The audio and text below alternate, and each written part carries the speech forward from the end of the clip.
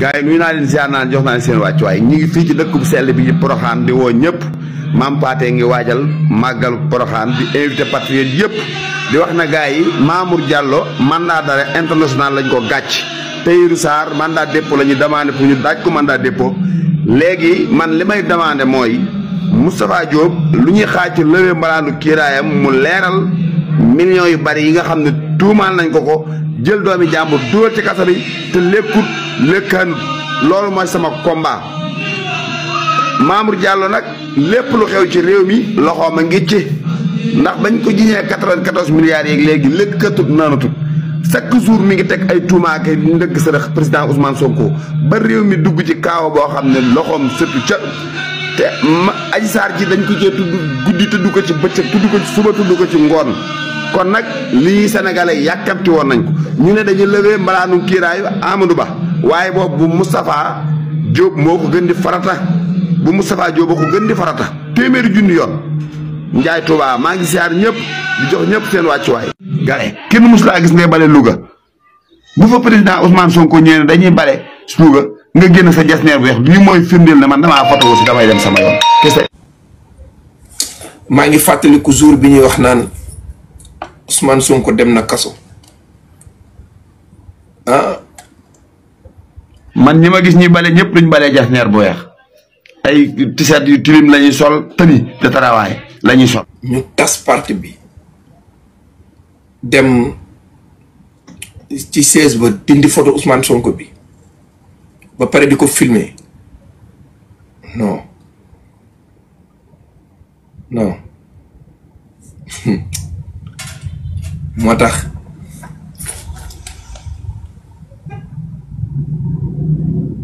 waaw pourtant am na ñoo xamante ni ay xarit lañ nekkoon juddandoo màggandoo bokk benn koñ ñuy bokk benn lal buñ doon tëdd. Pape Tall maa ngi lay ziar bu baax mais 2023 2024 moo leen séparé ba ñooñu moom mën nañ rek di négocier seen biir mais non bulet mais ñooñu ba àddina di tukki dootuñu mel ni ñu meloon te politique moo leen séparé diggante Ousmane Sonko Macky Sall wallaahi problème bu fekkoon sax Ousmane Sonko la ak keneen garaawul mais Ousmane Sonko la woon ak état bu Sénégal ñu koy teg lu métti moo tax su ma gisee ay nit di ko bëgg a woon ginnaaw ma ne barki Seydina Mohamed sénégalais da ngay reebatas loolu dinaa ci ñëwaat ci kanam. non munut nekk ci àdduna gis nga même bu ñu leen même famille yi ci yàqu ku nekk jàppal nga sa morom en boo xam ne même boo ko baalee am jamaa lay siyaar bu baax même boo ko baalee même soo ñëwee ne ko baal naa la ay kilifa dox ci ngeen ànd yéen nekkaat benn mais munatu leen a mel ni ngeen meloon ci àddina mënatul nekk parce que taas boobu des na seen diggante ba pare ndax politique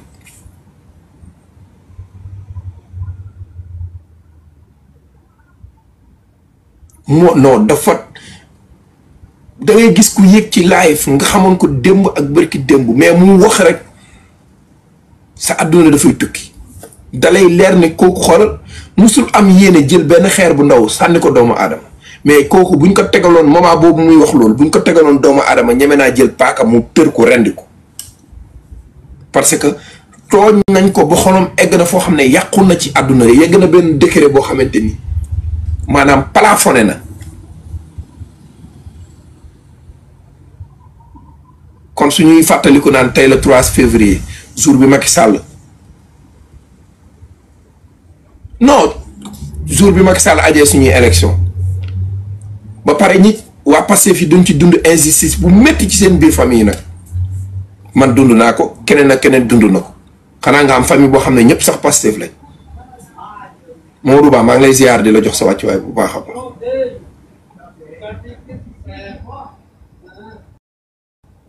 ci la ma sama kooku du ma ko fàtte mukk chaque jour ma wax ko suma doomu bàjjan boo xamante ni sama grand la de moo ma mag de ma joxoon ko cër trop sax jour boobu la ma waxoon la ma mës a wax ne ma yow àndoo ak kenn ku dul ay rebelle ngay àndal. allahu akbar duma ko fàtte mukk ci sama dund gi.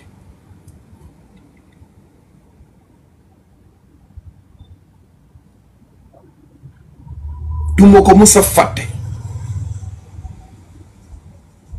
moo tax nee naa la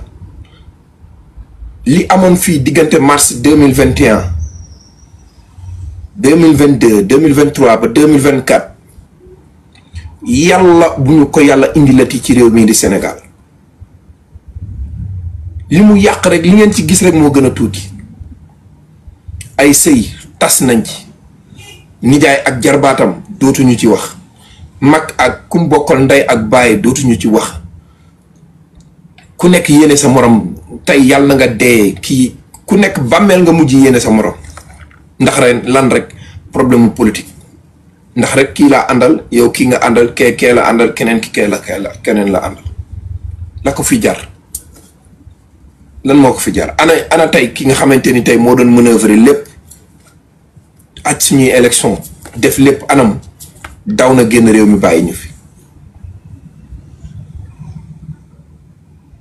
lan moo ko jar kooku bu la doon jox alali àdduna tamit tey gisatoo ko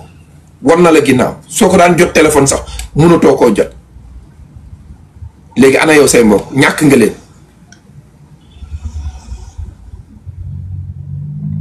àddina bi yàlla moo ko moom moo tax boo yéeneel doomu aadama bi lu baax même bu safaan ba di egsi ci moom sax yow yéene ko lu baax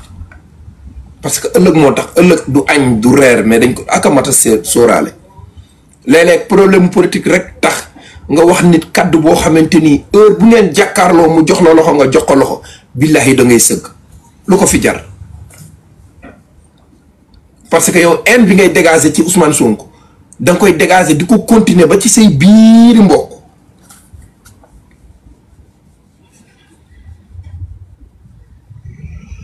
ana lan la jural ban résultat nga ci am dara soo ci amoon sax wàññeeku nga ci. alal nga ci am alal te alal mënul jënd mbokk li nga bokk nit ki alal mënu koo jënd. Roxee maa lay ziar maaleykum salaam jox naa la sa wàccuwaay baax a baax. ay injustice yoo xamante ni musuma koo gis ci sama àdduna ku la ko wax sax doo ko gëm. moo tax tey su ngeen ñëwee tey di yuuxu ci kanamu nit ñi naan ay de justice bi la ñuy manipuler moom la ñuy def nangam yéen fàtte dafay xaj xoolal liñ fi dund diggante 2021 ba 2024. koo ci wax mu naan la non nguur gi dama amoon soxna Sonko mooy Diomaye maa lay siyaar nguur gi dama amoon yaakaar ne léegi yaakaar bi ma amoon parce que waaw 9 mois yi non yéen xaw ma ay gor ngeen xaw ma ay lan ngeen doon ñun ñu ànd ak ay nit ñoo ñu nekk ci biir ay bàmmeel ñooñu seen kër gu mujj lañu nekk ñooñu mënatuñoo wax mënatuñoo jóg mënatuñoo def dara te dara dugalu leen fa lu dul injustice. tey réew mi jàmm ji mu am rek pour man rek doy na ci àddina doy na.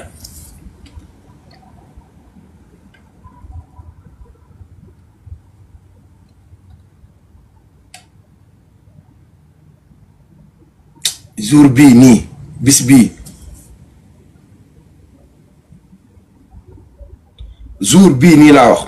bis bii nii kenn du ko fàtte ci àddina. xam nga li tax ñun duñ ko mën a fàtte parce que jàpp nañ nit ñi jàpp nañ ñu bari ñi nekk ci kaso yi ñi nekk feneen ak feneen ñun caat maa lay ziar maa lay jox sa wàccuwaay baax baax ñun xam nga lu ñu xalaatoon jàppoon nañ ne garaawul ay Pape Ndongo wala keneen ak keneen ki nekk bitim réew ñemewul ñëw ñu jàpp ko dëgg la mais jàppoon nañ ne lii day jeex te fii lay yem mooy maanaam élection rek moo ñu tere candidature Bassirou Diomaye Faye jàll na bu Habib Sy jàll na ak bu kan Cheikh Tidiane Dièye jàll na waaye yaakaar na waaw ci 3 yooyu la ñu basé woon nekk ñetti ñi duñ ci génn bu Ousmane Sonko ñu ngi nekk ci xeex yéeg wàcc garaawul mais boobu am nañ espoir ne am na ñetti nit ñoo xam ne bu ñu demee bu Ousmane waxee votel leen di ñu votel kooku kon ñun am nañ espoir.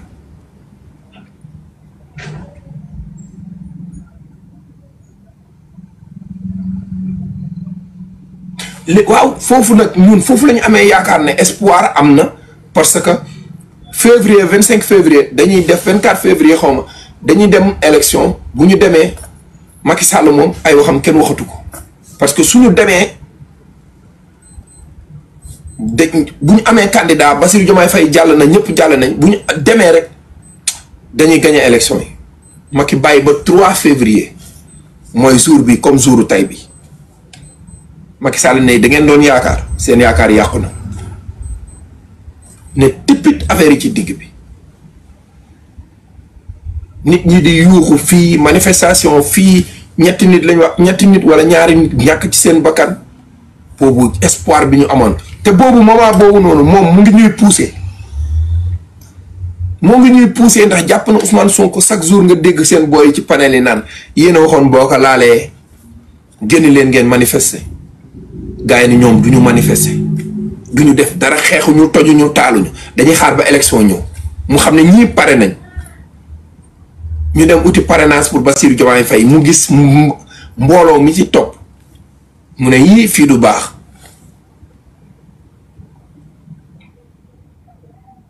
ñëw rek toog ba mu neex ko rek Macky Sall nañu yéen a bëggoon ay élection tey le 3 février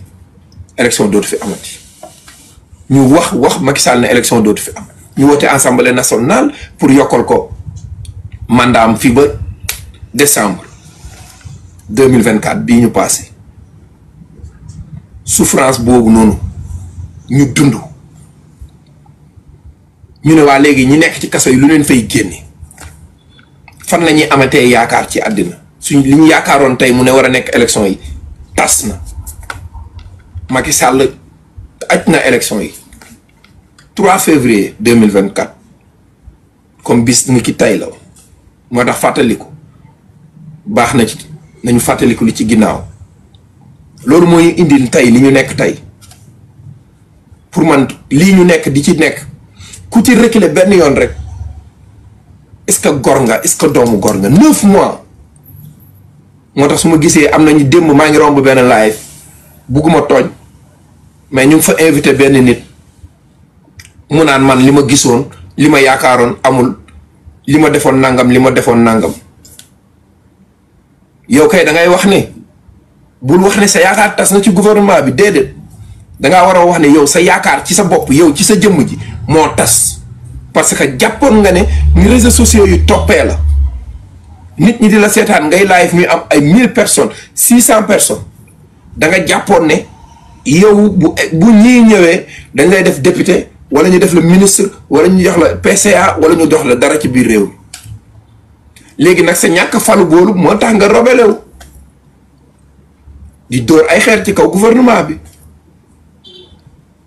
waaye loolu mënul tax ñu reculer lu toll nii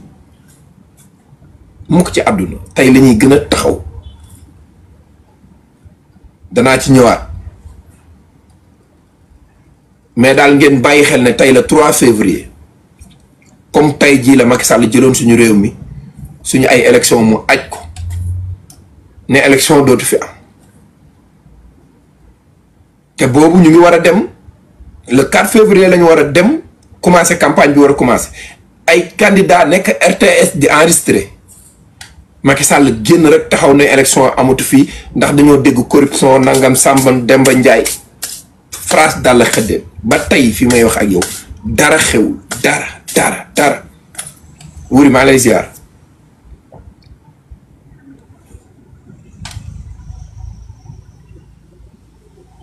moo tax su ma déggee ay nit ñëw fii di ñu jéem a sonal ak gouvernement bu bees ak nangam injustice bi ñu doon xeex yéen a doon xeex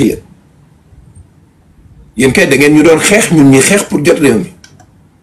mu ndaxaa maa lay siyaar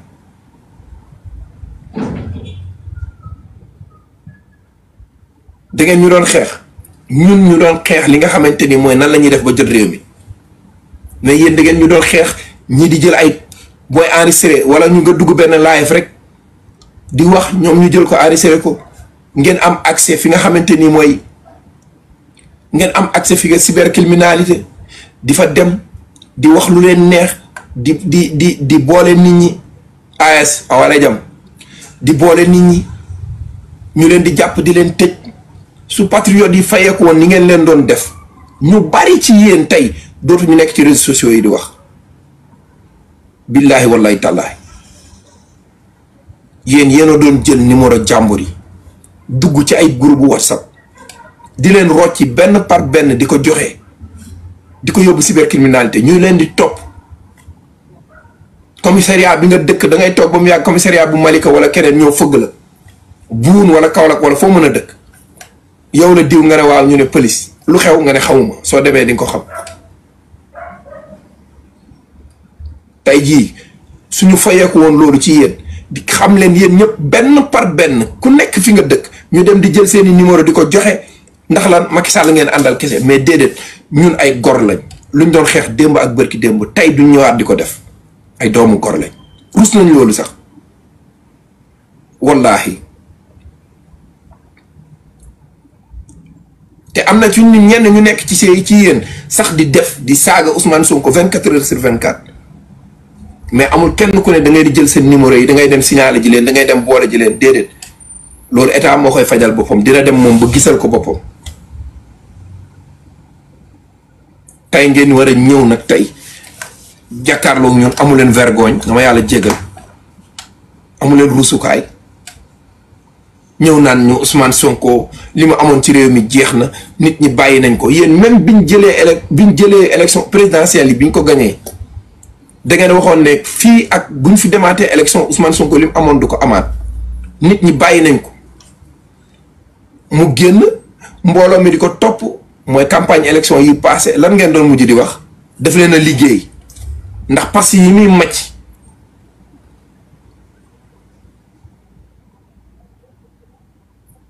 parce yi muy màcc su commencé di wax li muy seex loolu moo tax nit ñi di gën a attiré wu ci kawam gëmatu leen yàlla gëmu leen yonent bi gëmu leen dara léegi fan la mujjee mu ñëw indi 130 nangam député yéen ñaata député ngeen am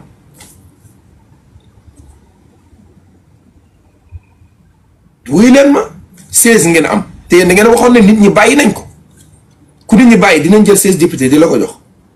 fi mu toll nii nag loolu moo leen dalaat gis ngeen coow yi bari na ci biir réew mi ngeen ne waaw booy jakatamaan ni laal nañ leen c'est que maanaam yéen na ma yàlla jégal gëmu leen seen bopp déedéet yéen fi mu toll nii nan ngeen di def ba récupérer booy yii waa non sànqa gis nga na ma yàlla jégal dañ cee boole ñàkk ngeen jégal ma nag ci kàddu yi ñàkk jom goo xamante ni danga naan déedéet yéen fii la élection présidentielle 54% Bassirou Diomaye Faye ñu yóbbu ko palais ngeen génn taxaw Ousmane Sonko booy bàyyi nañ ko marchand ambulant yi mer nañ dëkk bi fépp a dëgër foo laal mu dëgër dara baaxu fi fii buñ fi demaatee élection Ousmane Sonko du am dara booy bàyyi nañ leen wéndi maa lay ziar bu baax ngir yàlla lii may wax nii bu dee ay fen la am na ay nit ñu ko témoin ñoo xamante ni yàgg nañoo yëg ci panel yi ñoom di dégg kàddu yu mel nii loolu ngeen doon campagne loolu ngeen yaakaaroon avant élection yi passé législative yi passé avant muy ñëw biñ génnee élection présidentielle ngeen bugg ñoo fat Ousmane Sonko amatul ñaari nit booy yi bàyyi nañ ko mu dem Colobane di wax ak booy yi ngeen naan non dafay dem rek di leen mocc ñëpp a ko bàyyi gaal yaa ngi dem booy yëpp dem nañ Espagne ñii dee nañ ci gaal yi nangam sangam ba su demee élection 10 députés du ko am yéen a ko doon wax xale yi bàyyi nañ ko mu génn départ def campagne am boobu jëm Thiès ngeen gis mbooloo mi bari génnagul demagul Mbuur sax ngeen ne sa waay campagne bi am na lu ci rax dafa am lu muy seex bu ko waxee mbooloo mi dañuy daw génn yéen a ragal yéen a ñeme yàlla yéen ragal gëmu leen sax ne yàlla am na existé na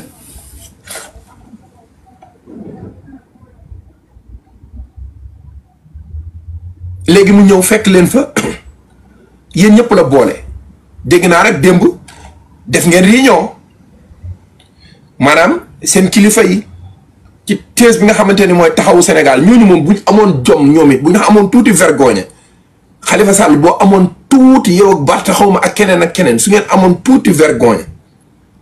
Babacar maa lay ziar bu baax du ngeen woote sax réunion ci réew mii nii yéen amatu leen député yéen existé tu leen ay maire ngeen dese ci biir réew mi ay ñoom Alioune Ndoye ak nangam ñooñu ngeen dese yéen nekk politique bu Sénégal yéen amatu leen droit wax ci assemblée nationale bi amu leen foofu benn député 0 député ngeen fa am yéen ngeen dégg naa ngeen ne da ngeen di dajaloo pour boole opposition bi yëpp pour ñu nekk benn ma ne boole leen ci Macky Sall mii ndayu mbilli gi ngeen def ko tête de liste ngeen boole ñëpp ak seen doole ngeen ñëw taxaw te noonu ngeen booloo woon élection yi passé nan la leen Ousmane def da ngeen war booy bàyyi na le mu ñëw indi leen 130 députés sàmm sa kàddu am 3 députés ci lu mel ni pire billaahi pire kese bu demaloon boppam gëm boppam dina am lu ëpp loolu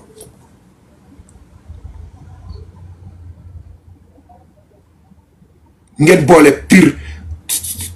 gëm sa bopp xawma lan ak lan gëm sa bopp parti boo xamante ni yow ba àddina sosoo ba léegi mënoo am député maire yi sax mosoo ko am benn député doo ko am loolu parti la benn xanaa ki fi xanaa xénophobe bi fi juddu bërki dem moo njaay rek am na dem na jàll na Pili Forest léegi ngeen toppaat Ousmane Sonko bàyyi nañ ko xale yi bàyyi nañ ko def nañ ko nii def nañ ko nee léegi lan la anam fan la mujjee tey fii may wax ak yéen tey lañ ko gën a bëgg tey lañ ko gën a fonk tey lañ ko gën a sopp bu élection amaatoon ngeen ki xam dara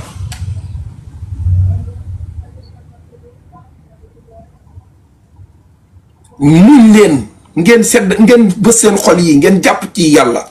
mayu yàlla la loolu sirru la bu yàlla roof ci Ousmane Sonko bu toogoon 2 mois 3 mois 4 mois 5 mois ba 1 an sénégalais yi gisuñu ko billaahi bu ne tër génn ak otoom ci lay gën a pire am na ñuy daw sax di topp ci otoom te xamuñu lu tax muy daw lu ngeen ci mën loolu c'est pas les marabouts amul nit ku koy def du nit moo koy xaadim jox ko ne la sangul déedéet yàlla la moo koy rof ci jëmmi doomu aadama ji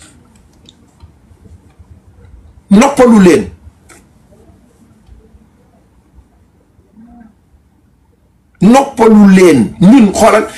kii def na erreur ministre bële def na erreur kële def na penalty kii def na coup franc kii def na lii sunu yoon nekku ci ñun dañoo tul dañoo gumba dañoo tëx dañoo luu mun ma tulee na xam nga li ngeen di wax naan ay xaral ngeen nangam ay xawma la dañ leen a takkal ay bracelet pour xàmmee leen nangam billaahi wallaahi li ngeen di xalaat ñun sori nañ gën nañoo sori loolu ngeen di xalaat xar sax dafa tuuti xar mën nga koo yar sax ne ko kaay mu bañ li ngeen di loolu da ngeen a mënul leen koo imaginer suñu diggante ñun ak Ousmane Sonko barki Seydina Mohamed du caaxaan mënul leen koo imaginer noppalul leen dem leen ngeen toog ñun Ousmane ñu ak moom politique boole wuñu du problème politique la ñuy àndee ak moom yow nit ki xanaa kay ku ñëw ne la man sama rakk bi ma bokkal ndey ak bàyyi su demoon élection ak Ousmane Sonko man Ousmane lay votel bàyyi sa rakk boo bokkal ndey ak bàyyi xanaa foofu la mbir yi yem ñii naan la sama papa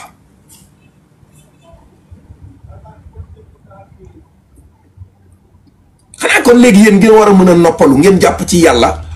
ñi naan la man sama baay bi ma jur su demoon ak Ousmane Sonko élection Ousmane lay voté baay bi nga xam ne moo la defal lépp kon loolu dépassé na lii ngeen di xalaat du problème politique mbiru yàlla la lu kenn xamul la lu nit ñi di jeex te mënuñu koo gis nga manipuler munoo ci dara comme genre Akhenaton gi comme ni ñuy def nii nga tëgg wëndeelu munoo ci dara nga tëb daanu ci kaw munoo ci dara te soo weddee li ma lay wax yow ngumba ngeewul nga dëkk demal nga fexe nekk maire nga xool 10 xob doo ko am 10 su la fa Ousmane fekkee sa famille sa biir famille sax Ousmane la ñuy voté loo ci mën léegi da ngeen a tëggaat beneen nan ngeen di def ba opposé ko maanaam da ngeen di xool yenn patriotes yi nga xamante ni seen bopp xaw na nooy tuuti ngeen indi leen te ñooñu alali Ousmane lañ ñooñu nag bokk nañ ci ñi nga xamante ni ñoo gën a naq a récupérer mën nañ ñëw ci yow de mën nañ ñëw ci yow ngay wax ñu lay déglu waaw di la tapoter di la may ay fleur mais bis bu Ousmane génnee def benn vidéo wala mu génn jëm fii ne damay dem campagne boo yëpp ay génn topp ko naan ko sang bi loo wax baax na exemple laa leen di jox moo tax diggante patriote yi ak Ousmane Sonko ku ci dugg yaa ciy des du problème mu militant problème mu na ma yàlla jégal papa la ak ay doomam barke Nabil Moustapha du caaxaan te am na misaal bi war ngeen cee bàyyi xel Hawa Bokar lii biñ ko falee mais amul lu patriote yi waxul coow bu rëy la fi jur Fadilou Keita ñaata nit la bloqué ci jour boobu génn na wax kenn faalewu xaaral sànka maa lay jël léegi dama ne Fadilou Keita ñaata nit la bloqué ci jour boobu bu mu génnee wax patriote dañ koo attaqué dañ koo saaga lu nekk lañ ko wax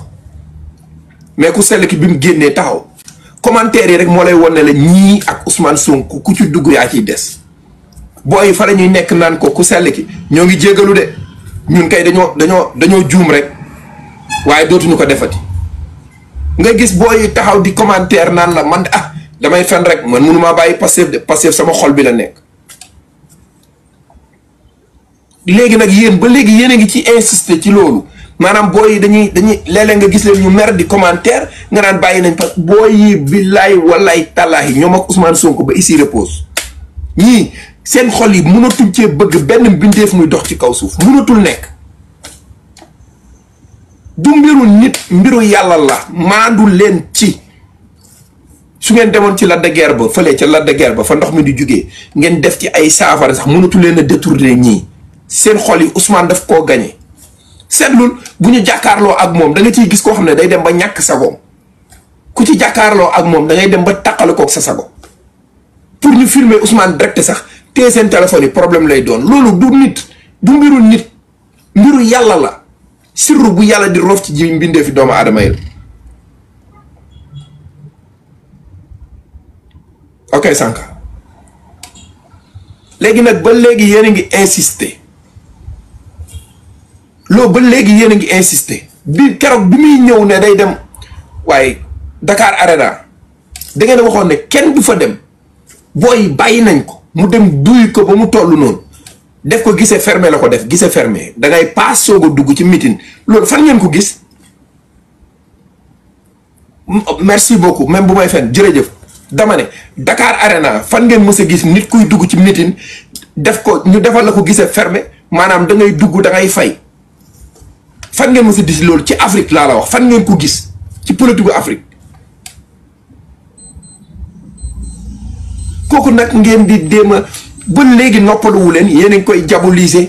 ay nit ñu bokkoon ci ñun nga xamante ni poste lañ doon wër amuñu poste ay ñoom duñu amuñu vergogne duñu rus ay dañ maa waroon a fal député wala dañ maa waroon a fal lii dama ne soo amee compétence jàng demal nga ñu fal la Sanka waaye Sanka daf day dagg li mu bëgg a wax ñëwal xaaral mu ñëw dafa mel ne dafa wàcc jël naa ko dafa tëb léegi nag ñun ngeen li ngeen di yaakaar ni mën ngeen a fexe ba détourné ñu su suñu diggante ak ku sell kii noppalu leen ay Mollah Morgun comme ma Fatoumata Danso xawma Baye Ndiaye borom sikkim bi axee ton ak ñeneen ñi nga xamante ni dañuy jéem a opposé wu mais ñemewu ñoo fara kii seen bopp dañuy xaar ba gis ne Azer xaw ma dafa am problème Abbas Fall mu ngi yóbbu booy bitim réew ngeen génn di yuuxu dama ne ngeen